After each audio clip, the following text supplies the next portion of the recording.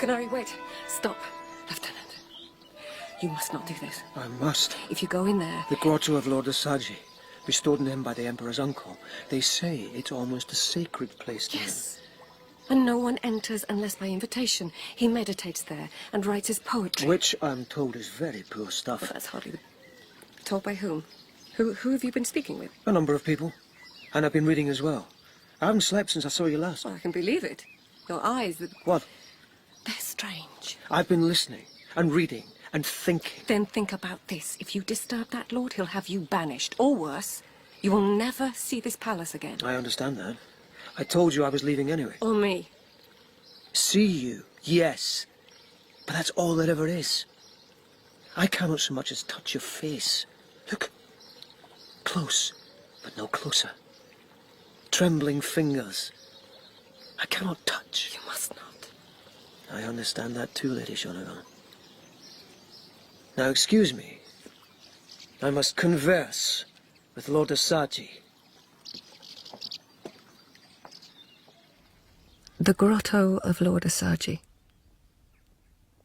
Outer perimeter of black stones.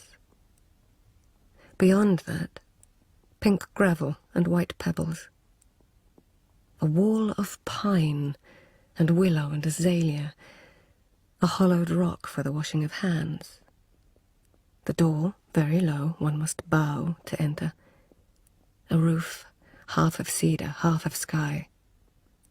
A floor of white sand with mats of woven straw.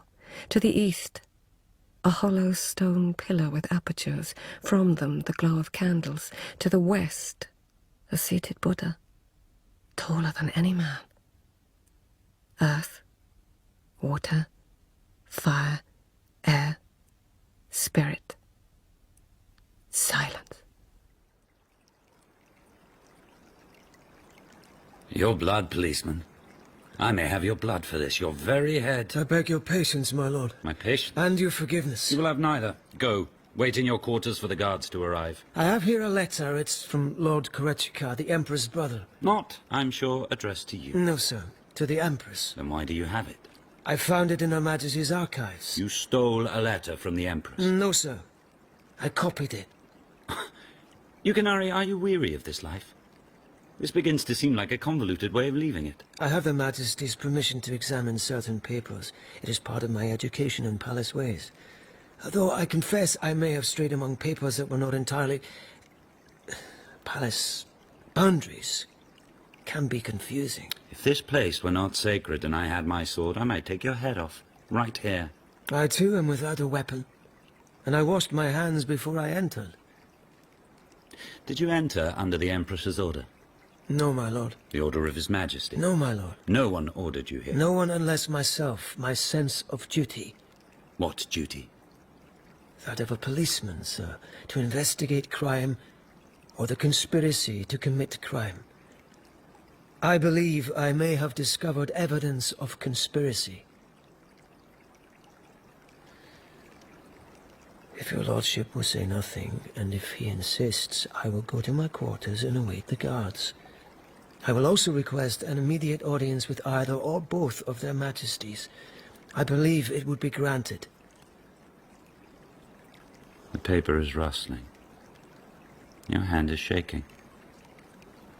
Maybe you have some sense. The good sense to be afraid. What is in the letter? Much of it is taken up by Lord Korechika's description of a journey he made to a temple in the north.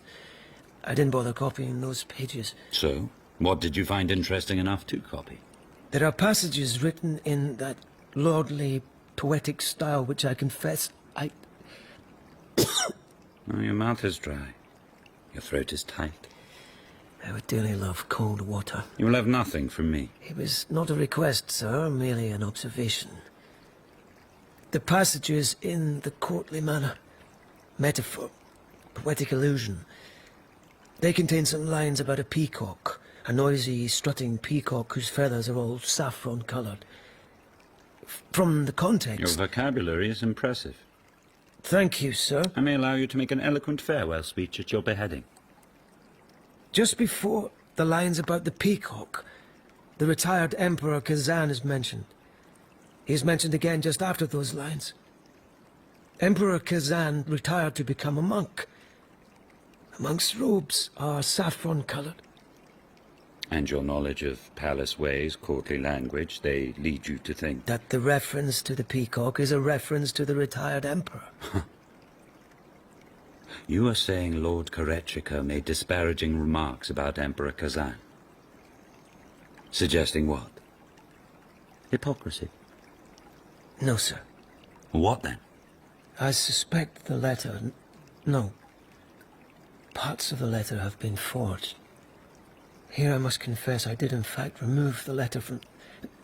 3 pages of the letter. Lieutenant. Only 3. Not steal. Borrow. Lieutenant. There is a valley. A valley of roses. An entire valley of yellow roses. The occasional white one. The breath of heaven on lovers embracing. Fragrance sweeter than roses. Not policeman and lady now, but man and woman. In the far distance, thunder. In the distance, drums.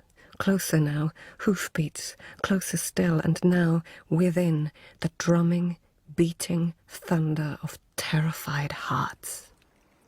Thunder? What? There is no thunder. What is wrong with you? Light-headed. You said something about a valley and... was it roses? Now it's thunder? I've not slept for a long time. You begin to intrigue me, policeman. I'm something of a connoisseur of derangement among the lower orders. There was an orchard keeper on my estate last year who became convinced he was a dog. Went around on all fours, barking and growling, lifting his leg at the trees. If one threw a stick, he chased after it, brought it back, grinning with joy and shaking his rump. Fascinating creature. But he was also a biter, so I had him put down. Of course, as one must with a diseased animal. Lord Asaji, this letter... The copy, yes. Did you return the original pages you stole? Of course. I only borrowed them. Why? There is a palace lord, a very old man, who likes to play Go with me. With a policeman? Yes. He will be a laughing stock. That's why I would prefer not to mention his name. He is a brilliant player, the best in the palace. Old Masahiro?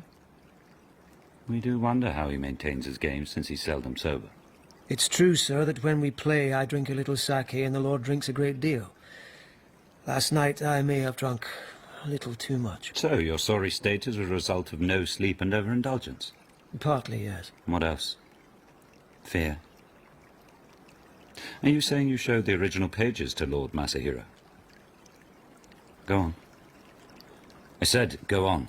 Apart from his talent at Go, the Lord is an expert on Japanese prose. Well, they say he used to be. I showed him the 3 pages. He was convinced that the middle page had not been part of the original. It was a matter of style and image as much as the lettering itself. It was on that middle page that the retired emperor, the monk, the peacock... You really want to sit down, don't you? You will remain standing. The Lord said the 3 pages seemed to run smoothly, to be continuous. It had been cleverly done.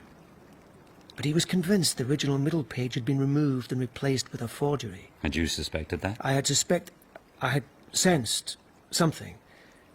And since Her Majesty commanded me to speak with you, Lord Korechika and Emperor Kazan were already linked in my mind. So, this middle page, perhaps a forgery, mentioned retired Emperor Kazan in the guise of a monkish peacock. Yes. And mentioned also a certain lady.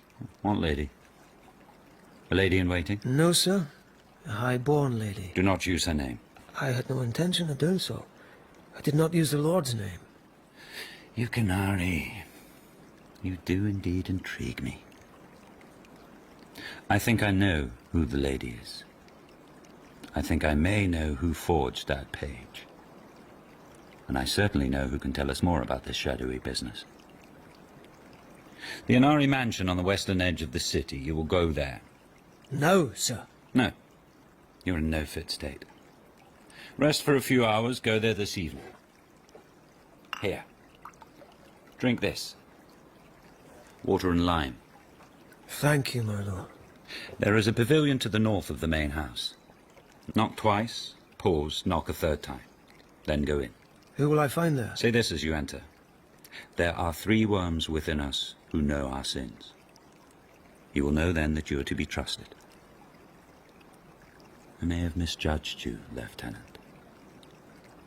This derangement of yours, let's call it courage.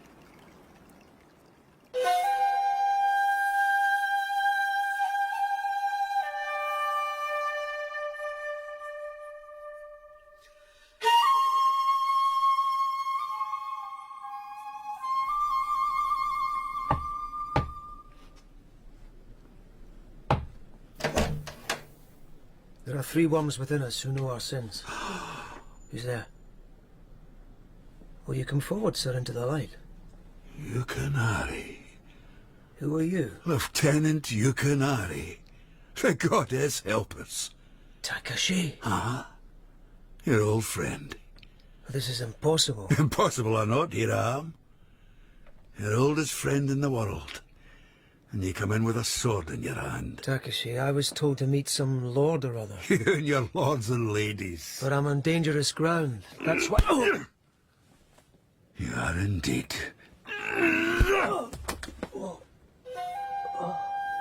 Things that are most disturbing in a dream. A dreadful weight inside oneself that causes one to fall and fall. Darkness in which demons lurk, and one must not lay eyes on those demons. One longs to cry out for help, but one does not dare. One must cry out for help, but there is no voice. Paralysis. As if bound tightly by thick and oily rope. No, don't try and stand up. Your feet are tied as well. You hit me. I told you once and always wanted to. Why? Because you were too damn clever I mean now. to make me feel a fool. Why did you hit me now? Takashi! What are you doing I here? hit you to shut you up. Give me time to think. Think about what? What I'm doing here, my friend, what I'm supposed to be doing, is making you disappear. I'm here to kill you.